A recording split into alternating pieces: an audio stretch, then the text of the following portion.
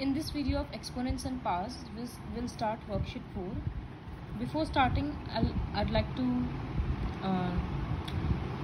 clear the concept of a few things. Like, first, if there are two integers, if there are two exponents, like this, 2 to the power 3, फिर bracket के बाहर 4 लिखा हुआ है, तो ये जो नंबर्स है, ये जो पावर्स है, ये आपस में मल्टीप्लाई हो जाएगा।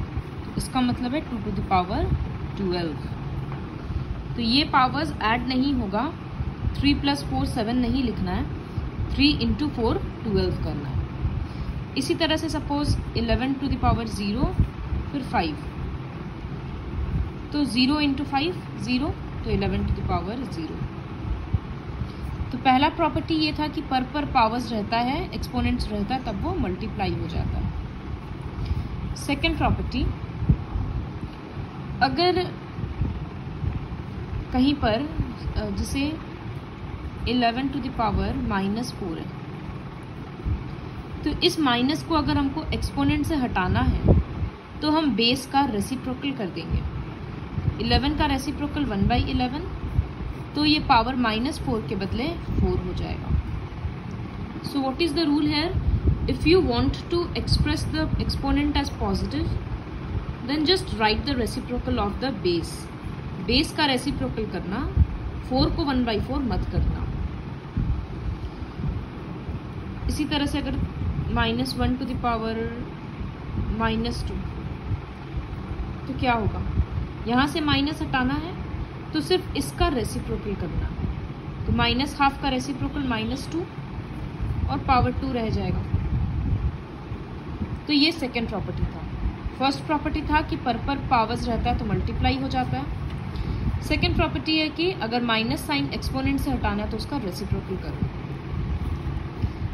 थर्ड ये है कि अगर सब्ट्रैक्शन होता है, डिवीजन होता है सेम बेस पे, suppose 4 to the power 10 divided by 4 to the power 6, तो हम लोग क्या सीखे हैं कि सब्ट्रैक्ट हो जाएगा पावर्स। बेस सेम है तो एक बार लिखकर 10 - 6 4 to the power 4। लेकिन सपोज अगर क्वेश्चन ऐसा है 4 to the power 6 divided by 4 to the power 10, तो अब क्या लिखेंगे? अब तो हम लोगों को लिखना होगा 4 to the power 6 - 10, तो ये तो सब्ट्रैक्ट करने से 4 to the power -4 आ रहा है।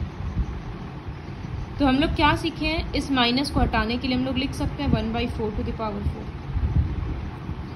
बुक में इसी 1/4 to the power 4 को इस तरह से लिखा है, सिर्फ नीचे में पावर दे दिया, तो उससे कंफ्यूज नहीं होना है, दोनों चीज सेम ही है। और एक्सरसाइज करने से समझ आएगा। सपोज दिस क्वेश्चन, डिवीजन है तो माइनस होगा, तो 15 - 19, इसमें एक्चुअली क्या होगा? 16 to the power 15 - 19, तो ये होगा 16 to the power -4। लेकिन ये लोग क्या किए? 1/, कर दिए, इसका मतलब -4 के बदले I will have to write 4 only, क्योंकि रेसिप्रोकल लिखा गया तो पॉजिटिव एक्सपोनेंट एक्सप्रेस किया। फिफ्थ क्वेश्चन में बेस सेम है तो डिवीजन में पावर सब्ट्रैक्ट होगा, 5 - 5 0। Question number 3 to the power 2, यहाँ कुछ लिखना है ताकि आंसर आए 3 to the power 6। तो हम लोगों को पता है ऐसे पर एक्सपोनेंट तो मल्टीप्लाई होता है, तो 3 में क्या मल्टीप्लाई करेंगे तो 6 आएगा, 3 मल्टीप्लाई करेंगे, 2 में क्या मल्टीप्लाई करेंगे तो 6 आएगा, सॉरी, तो 3 मल्टीप्लाई करेंगे। इस क्वेश्चन में 0 × 7 0, 4 × 2 8। इस क्वेश्चन में 2 लाना है, तो सब्ट्रैक्ट करना होगा पावर, तो क्योंकि डिवीजन है। तो अब 22 से 2 दो तरह से आ सकता है, या तो 24 - 22 भी 2 होगा, और 20 - 22 भी -2 होगा। तो एक्चुअली ये 1/, लिखा हुआ है ना, इसका मतलब यहाँ पर -2 ही है पावर में, 11/22 to the power -2 ही है। -2 लाने के लिए क्या करना होगा? यहाँ 20 लिखना होगा, ताकि 20 माइनस 22 लिख पाए। इसी वजह से यहाँ 24 नहीं हुआ क्योंकि यहाँ -2 है। तो ये 1/, का कंसेप्ट समझना होगा। 1/, मतलब रेसिप्रोकल हो जाता है, और रेसिप्रोकल करने से 4⁻³ का रेसिप्रोकल होगा, सॉरी, अगर 4⁻³ है तो अगर माइनस साइन हटाना है तो हम बोल रहे हैं 1/4 बेस का रेसिप्रोकल करके लिख दो। ये और ये इक्वल ही है। Now coming to the next question. बहुत सिंपल है। अच्छा, एक प्रॉपर्टी हम और बताना भूल गए जो इस क्वेश्चन से क्लियर हो जाएगा। 2 सब क्वेश्चन नंबर 1, 9/2 0 एंड देन 5। तो एनीथिंग टू द पावर 0 पहले तो मल्टीप्लाई होगा, 0 × 5 0 हो गया। अब किसी भी नंबर में अगर पावर 0 होता है तो इसका मतलब उसका आंसर 1 होता है। तो ये पूरा के बदले 1 लिख देना। ये रूल है जो लर्न करना है। x to the power 0 1, 5 to the power 0 1। किसी में भी पावर 0 रहेगा तो हम लोग 1 कर देंगे। तो अब दूसरा question, simplify and express the result in exponential form. Okay, sorry, exponential form लिखना था तो ये नहीं लिखेंगे, सिर्फ यहीं तक छोड़ देंगे। तो इसका एक्सपोनेंशियल फॉर्म क्या होगा? पर पावर है तो 6 × 3 18 कर देंगे, और सॉल्व नहीं करना है क्योंकि एक्सपोनेंट में ही छोड़ना है। ऐसे लिखा हुआ है तो -5/17 6 × 3 18 करके छोड़ देंगे, आंसर नहीं निकालेंगे क्योंकि एक्सपोनेंशियल फॉर्म ही छोड़ना है। फिर इसी तरह से suppose question number 4, -2 to the power 3 into -2 to the power 5 square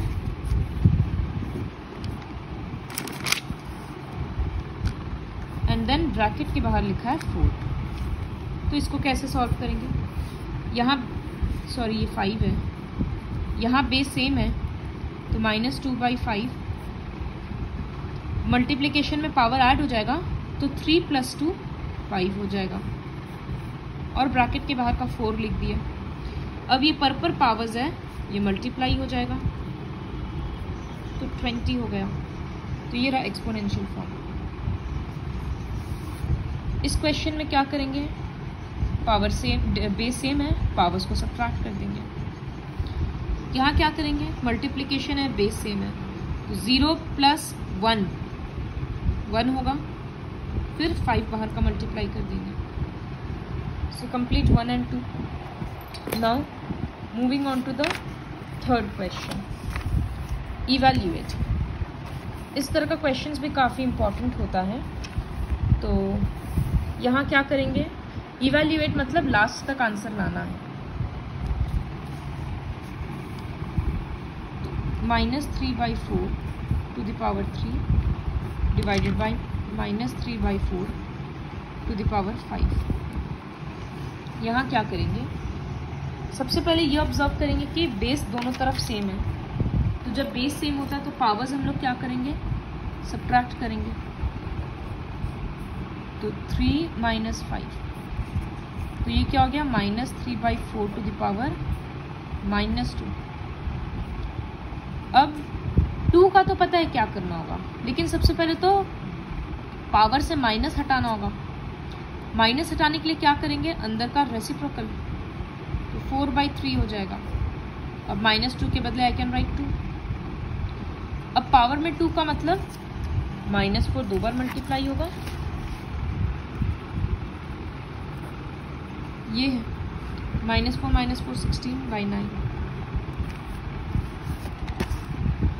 second question, 1/5 2 square into 1/5।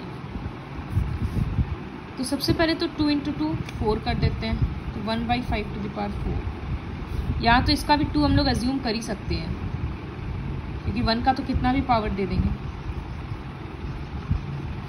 अब ये 4 बार है और 1 बार है तो 1/5 to the power 4 + 1 1/5 to the power 5 हो गया। इवैल्यूएट करना है मतलब 5 बार मल्टीप्लाई करना पड़ेगा। क्योंकि एक्सपोनेंशियल फॉर्म में आंसर छोड़ने से नहीं चलेगा। तो कितना आएगा वो खुद देख लेना और आंसर लिख देना। 5 × 5 25, फिर 125, फिर 625, फिर मल्टीप्लाई करके देखना। दिस क्वेश्चन, पहले ये दोनों मल्टीप्लाई हो जाएगा 4, फिर इस 2 से सब्ट्रैक्ट होगा क्योंकि डिवीजन है। तो स्टेप बाय स्टेप जिस तरह से दिखा रहे हैं उस तरह से क्वेश्चन दिखाना है। 3 सब क्वेश्चन नंबर 4, इसमें क्या करेंगे, 2/3 to the power square divided by, तो I have written the question. First step क्या होगा, यहाँ सॉल्व होगा 2 × 0 0। Please don't jump any step. अब क्या होगा, डिवीजन है तो पावर सब्ट्रैक्ट होगा, पावर है 2 और 0 तो 2 - 0।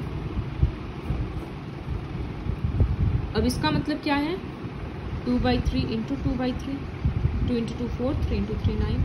तो ये answer. The 5th question is a bit different, तो उसको थोड़ा ध्यान से देखना होगा।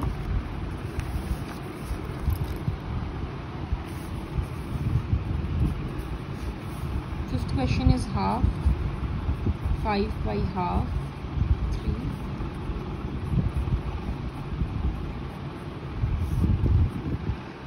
तो ये बाई है, इसका मतलब डिवीजन है, तो यहाँ का पावर्स क्या होगा, सब्ट्रैक्ट होगा। तो आई राइट हाफ 5 - 3, फिर ये बीच का माइनस यहाँ दे रहे हैं, उसी तरह से यहाँ पर 6 - 5। तो अब क्या होगा, हाफ 5 - 3 2 माइनस हाफ 1 6 - 5। तो हाफ का पावर स्क्वायर मतलब 1/2 × 1/2 1/4 माइनस 1/2, फिर एलसीएम लेकर सब्ट्रैक्ट कर देंगे तो आंसर आएगा -1/4। तो ये फर्स्ट स्टेप ध्यान में रखना है कि ये बाई है, इसका मतलब दोनों डिवीजन हो रहा है। Coming to this question, find the value of this. इसमें क्या होगा, सबसे पहले तो 5/7, 3 × 2 के बदले आई राइट 6। फिर नेक्स्ट स्टेप में हो जाएगा 5/7 6 - 6, तो वो कुछ इस तरह से लिखेंगे।